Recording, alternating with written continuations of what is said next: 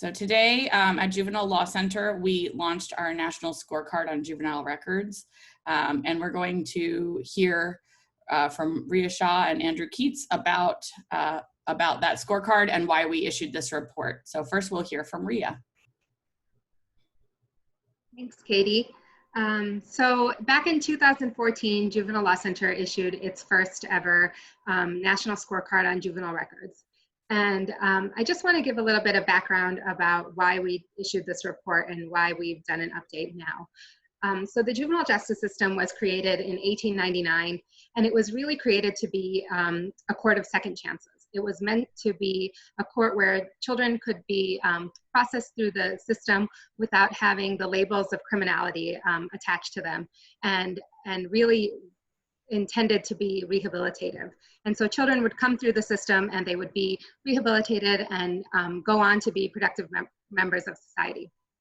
Now, over the last over the last 120 years or so, the court has looked very different. It has shifted very significantly toward a more punitive court, and a court that really does impose criminality on children. And so juvenile records is one of those ways in which it does that. So juvenile records, as though many individuals really believe that that being in juvenile court is a court of no consequence, and that there is no record that attaches and no consequences that come as a result of their records, that is in fact a myth. Children who have juvenile records at the point at which they're arrested or brought into the system, whether they're adjudicated delinquent or not, these records follow kids throughout the course of their entire lives. It can impose consequences on their ability to obtain higher education, employment, housing. There's a lot of latitude for private employers to deny employment to individuals with records. And as juvenile records become more transparent and more accessible to individuals across the country, we see young people really suffering. And primarily young Black and brown children are suffering the most because of over-policing and unfairly targeting children of color in the justice system and bringing them into the justice system. We see far more youth of color who are suffering as a result of their records of court involvement. So with that backdrop, I want to turn it over to Andrew Keats, who will share a little bit about our findings in 2020. So the 2020 study, once again, just like in 2014, we looked at all 50 states and the District of Columbia, and we asked questions before we worked in coordination with attorneys at what was Pepper Hamilton and now is Troutman Sanders Pepper Hamilton LLP. Attorneys from that firm reviewed stats in all these states on confidentiality protections, as well as expungement and sealing protections in usually in the juvenile codes.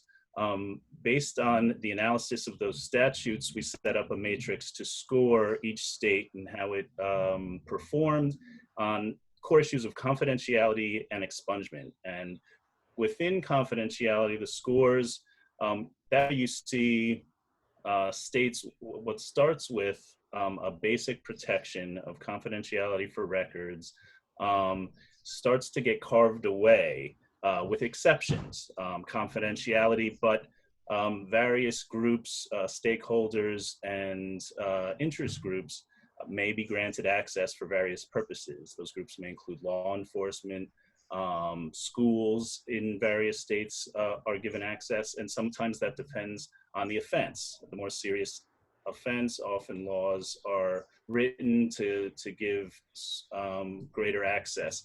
And in some states, that access is also to the public, and that access is online and it's readily available. And that's when youth suffer the most consequences. So we put together a set of core principles built off of the set of core principles developed in 2014. And those are focused on ensuring confidentiality of all juvenile system involvement, all juvenile system information that's generated in the course of proceedings in the juvenile justice system, from arrest to sentencing to probation to the closing of the case. And we looked at how many exceptions are written into the laws, who's accepted. Does the public have access? Does the public have access to juvenile hearings? And then we looked at expungement. And under expungement, some states seal records, which sealing means you basically put them in a separate file. No one's allowed to touch them, ideally except by court order, but there are exceptions made for those, of course, as well. Preferably, states will pass laws, and there are some that do, where expungement is the way juvenile records are handled. Expungement requires destruction. That's destruction of the records in hard copy form, and the deletion and destruction from all digital files on computers, databases, archives, etc. The ideal protection would be to seal them during the pendency of a juvenile's case and to expunge them upon closing. And that's for all offenses. There are many exceptions built into a lot of these states' laws that only maybe expunge the lowest level offenses, and more serious offenses are kept. The records, and then as Riya mentioned, those records follow youth around potentially their whole lives. So as we went through the scoring, most states fall somewhere in the middle, but right under our 50% bar. And it's changed a little since 2014. We were fortunate enough to have some states reach out to us and work on improving some of their laws. Idaho, Massachusetts, Riya testified before their legislature. I think Utah and Indiana. So we'd like to see more states. We know Michigan right now is pushing a bill to change their laws, and we support that. So based on our scoring, some states are doing better than others. We see California at the top. We see Rhode Island doing well, particularly in confidentiality. We see a number of states still struggling. Arizona is particularly troubling. Delaware, Wisconsin, Washington State, and even where our offices are located in Pennsylvania.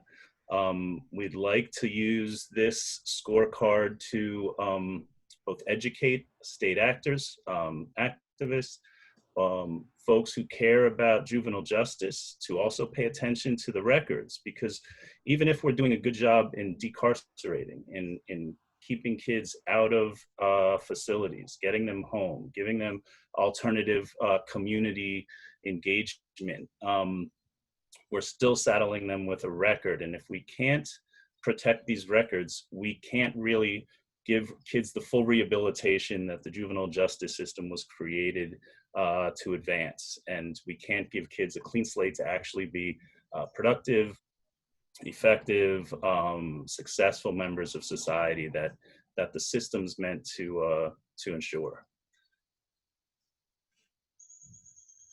And so I appreciate the time to introduce the project. Juvenile Law Center is excited about using it as a tool to start advancing these policies across the country, and we're excited to see it out there. Thank you both so much. So we also, if there are more questions that people have upon viewing this, we are happy to receive them, and you can just send an email to press@jlc.org or kotto@jlc.org. And we're really hoping that particularly state-based reporters also take a look at this and see how their state is faring. Thank you so much.